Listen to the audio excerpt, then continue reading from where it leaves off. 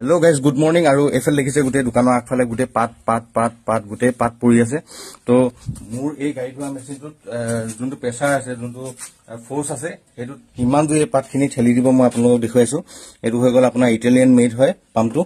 এই মেচিন টুত আপোনাৰ 3 HP motor লাগি আছে আৰু 350 বাৰৰ পাম্প লাগি আছে আৰু ইয়াৰ গুটে ৰিভিউ মই আপোনালোকক যদি লাগে তেতিয়াহলে আপোনালোকে কমেন্ট কৰিব মই ইয়াৰ ফুল ৰিভিউ এটা ভিডিওত দি দিম